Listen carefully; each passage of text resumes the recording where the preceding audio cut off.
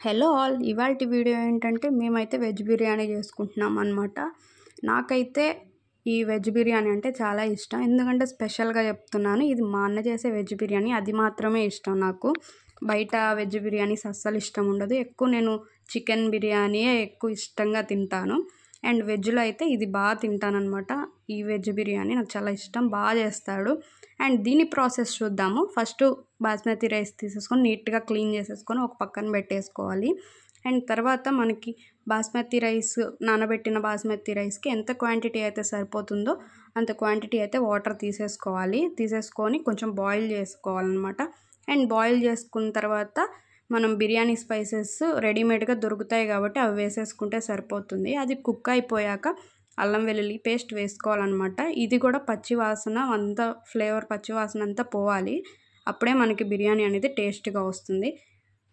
పచ్చి ఫ్లేవర్ అంతా పోయాక ఒక 2-3 స్పూన్స్ వచ్చేసరికి నెయ్యి వేసేసుకోవాలి. నెయ్యి వేసేసుకొని కొంచెం కల్లుప్పు వేసేసుకోవాలన్నమాట. ఇవి కూడా కొంచెం బాగా కుక్ అయిపోయాక మనం ఆల్రెడీ పక్కన తీసి పెట్టుకున్నాం కదా రైస్, ఆ రైస్ని మొత్తం వేసేసుకొని ఈ స్పైసెస్ మొత్తం మిక్స్ అయిపోయేలాగా కలుపుకోవాలన్నమాట. కలుపుకొని మూత పెట్టేసుకొని మధ్య మధ్యలో మనం చెక్ చేసుకుంటూ ఉండాలి రైస్ని ఎంతవరకు కుక్ అయింది అని చెప్పేసి. అండ్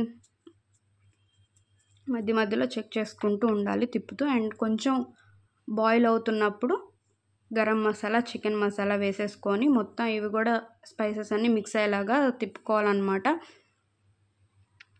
తిప్పుకున్న తర్వాత లాస్ట్లో వచ్చేసరికి కొంచెం ధనియా పౌడరు, ఇంకా కుంకుమ పువ్వు ఇవన్నీ వేసుకోవాలన్నమాట. ఎందుకంటే కుంకుమ పువ్వు వచ్చేసరికి మనకి బిర్యానీలోకి మంచి ఫ్లేవర్ని అయితే ఇస్తుంది. అది బాగా కొంచెం కుక్ అయిపోయినాక అట్లా మధ్య మధ్యలో చెక్ చేసుకుంటూ ఉండాలి. ఇట్లా వాటర్ అన్నీ కొంచెం అయిపోయాక ఒక 70-80% ఉడికాక మనం నెయ్యి అయితే వేసుకోవాలన్నమాట. నెయ్యి ఇష్టం లేకపోతే స్కిప్ చేసేయచ్చు, కానీ నెయ్యి వేస్తేనే ఈ బిర్యానీకి టేస్ట్ బాగుంటుంది. ఒకసారి అయితే ట్రై చేయండి. ఇంకా లాస్ట్లో అయితే కొత్తిమీర వేసేసుకొని గార్నిష్ చేసేసుకోవడమే. నాకు ఆ స్మెల్ చూస్తుంటేనే కడుపు నిండిపోతుంది, అంత బాగుంటుంది. ఒకసారి అయితే ఖచ్చితంగా ట్రై చేయండి. నేను దీనిలో కాంబినేషన్ వచ్చేసరికి చికెన్ కర్రీ ఇంకా పెరుగు చట్నీ చేసుకున్నాం అనమాట. ఎంత బాగుందో, స్మెల్ చూస్తుంటేనే నాకు ఇంకా ఫుల్ కడుపు నిండిపోతుంది. ఖచ్చితంగా అయితే ట్రై చేయండి. ఎవరికైతే ఇష్టం ఉండదో వాళ్ళు కూడా హాయిగా తినేస్తారు, అంత కమ్మగా ఉంటుంది. నేనైతే ఫుల్ హ్యాపీగా తినేస్తున్నాను, అంత ఇష్టం నాకు. ఇవాల్టి వీడియో అయితే ఇది. Thank you for watching.